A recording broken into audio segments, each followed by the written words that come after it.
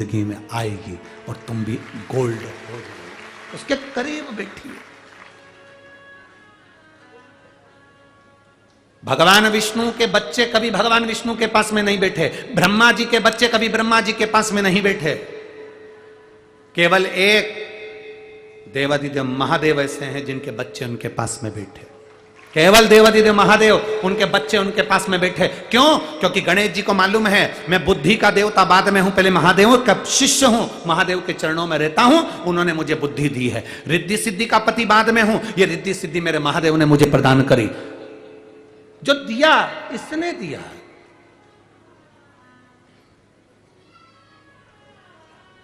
जो मिला इसी से प्राप्त हुआ। समुद्र मंथन में 5 गाय निकली थी।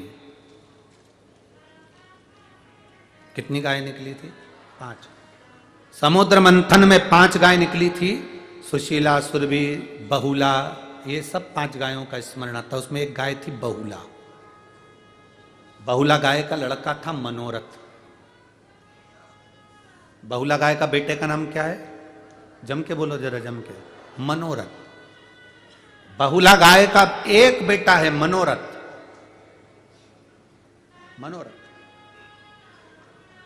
आज भी नियम है, शिव महापुराण की कथा का आज भी नियम है, गौशाला में 100, 150, 500, 50 कितनी भी गाय हो, उस गाय में से एक गाय का बछड़ा हो और उस बछड़े का नाम मनोरथ रख दिया जाए और उसको गौशाला में या अपने यहाँ पर उस मनोरथ बैल को, मनोरथ नंदी को, मनोरथ बछड़े को अपनी गौशाला में रखा जाता है, तो उस गौशाला में कभी मनोरथ कम नहीं होते, वहां मनोरथ बढ़ते चले जाते हैं। आज भी पुष्टि मार्ग में, वैष्णव संप्रदाय में, हमारे यहाँ वारकरी संप्रदाय के अंतर्गत हो, वैष्णव संप्रदाय के अंतर्गत हो, शैव संप्रदाय के अंतर्गत हो, जिस संप्रदाय के अंतर्गत हम देखते हैं तो वहां कहते हैं आज क्या है? आपके यहाँ मनोरथ है। क्या है? भगवान का मनोरथ है। मनोरथ नाम आया कहां से?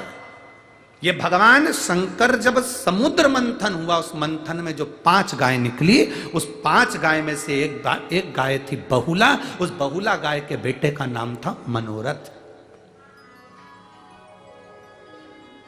बहुला गाय अपने बेटे मनोरथ को दूध पिला रही थी।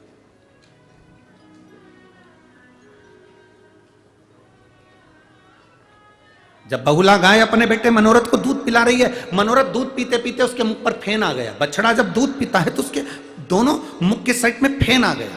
फेन आया और वो फेन हवा में उड़ा।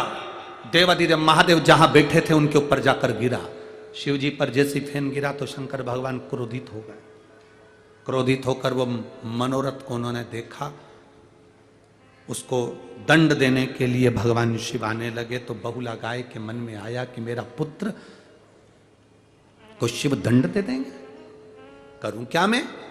बहुला गाय को लगा मैं करूं तो करूं क्या। बहुला गाय ने उसी समय पर एक तेज श्वास खींची और बहुत तेज श्वास खींचकर बहुला गाय भगवान शंकर को निगल गई। शिव जी को निकल कर उसने अपने गर्भ में धारण कर लिया। हाहाकार मच गया चारों तरफ। शिव नहीं, शिव नहीं, शिव नहीं, चारों तरफ हाहाकार मच गया। सब भगवान शंकर को ढूंढने लगे। शिव नहीं मिल रहा है, शंकर नहीं मिल रहा है। किसी ने माता पार्वती जी से पूछ लिया, मां आपने क्या बाबा को देखा? देवादिदेव महादेव को कहीं देखा? पार्वती जी जानती हैं एक मां की दशा क्या होती है। एक मां की दशा क्या होती है पार्वती जी जानती है। हमने पहले भी कथा में कहा है, जिसके शरीर पर सफेद रोग हो जाता है, चमड़ी सफेद पड़ जाती है, पूरी चमड़ी का चर्म रोग हो गया, चमड़ी सफेद पड़ गई, उसके लिए हमने कहा था कि एक कार्य, पूर्णिमा के दिन गाय का बछड़ा दूध पी रहा हो, उसके मुंह पर फेन आ गया हो, उस फेन को चम्मच में ले लो और जहां जहां सफेद रोग हो गया है, चमड़ी सफेद पड़ गई, वहां उसको लगा लो और पूर्णिमा की रात्रि को खुले में चंद्रमा की रोशनी में थोड़ी देर बैठ जाओ। उसके बाद स्नान करो। 4-5 पूर्णिमा आपने लगातार कर लिया। 5 पूर्णिमा के बाद आपका शरीर की जो चमड़ी सही थी वैसी की वैसी चर्म होता चले जाता है, वो रोग समाप्त हो जाता है, चमड़ी अपने असली रंग में आ जाती है। बहुला निकल गई भगवान को, अपने उदर में रख लिया। एक मां की दशा मां जानती है।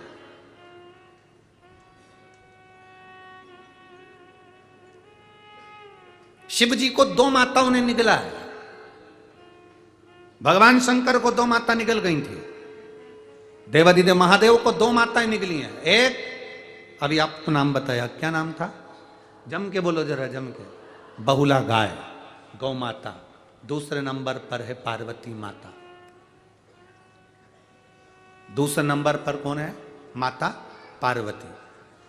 जब भगवान गणेश जी महाराज ने आकर कहा मां बहुत तेज भूख लग रही है, कैलाश पर जितना अन्न था वो लंकाधिपति रावण लेकर चले गया था।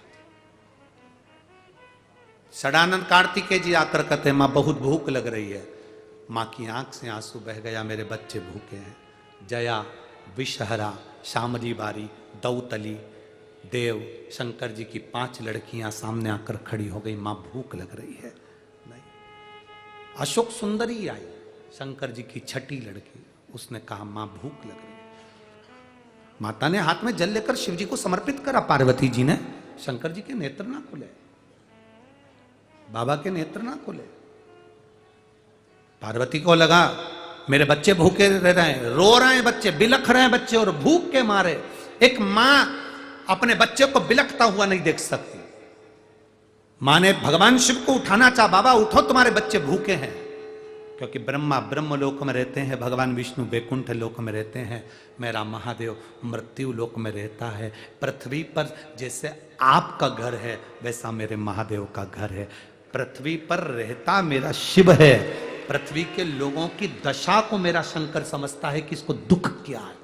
क्योंकि वही समझेगा जो तुम्हारा करीबी होगा, वही समझेगा जो तुम्हारे पास में होगा, वही समझेगा जो तुम्हारे नजदीक में होगा। ब्रह्मा ब्रह्म लोक में हैं, भगवान विष्णु वैकुंठ लोक में हैं, भगवान शंकर मृत्यु लोक रहता है, वो तुम्हारे मन की दशा को अच्छे से जानता है। मेरा महादेव मृत्यु लोक में रहता है, इसलिए हर एक व्यक्ति के मन की दशा को मेरा महादेव जानता है। हर एक व्यक्ति के। बोल बम का नारा है, बाबा एक सार। हर एक व्यक्ति के मन की दशा जानता। जान गई पार्वती जी, ये तो बाबा तो नेत बंद करके बैठे। अगर मेरे स्तनों में दूध आता तो मैं अपने बच्चों को पिलाकर पेट भर देती, पर मेरे स्तनों में दूध नहीं आ रहा, अब करूं क्या? पार्वती जी ने शिव जी को उठाया, निगल गई। माता के स्तनों से दूध बहना प्रारंभ हो गया। पार्वती मैया के जब स्तनों से दूध बहना प्रारंभ हुआ तो गणेश, सदानंद, कार्तिकेय, जया, विषहरा, शामली बारी, दौतली, देव, अशोक सुंदरी सब ने पिया। अब हाहाकार मचा। जैसे गौ माता निकल गई थी, बहुला शिव जी को हाहाकार मच गया, वैसे ही पार्वती निकल गई तो हाहाकार मच गया। शिव नहीं दिख रहा है, भगवान शंकर ना जाने कहां चले गए। ढूंढा, कौन बताए? तब माता लक्ष्मी और ब्रह्माणी ने कहा शिव जी को तो पार्वती जी निकल गई। स्तुति करी।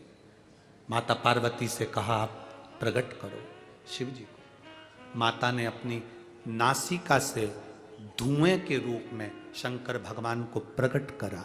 शिव जी का नाम ध्रुमवान हो गया, पार्वती का नाम ध्रुमावती माता हो गया।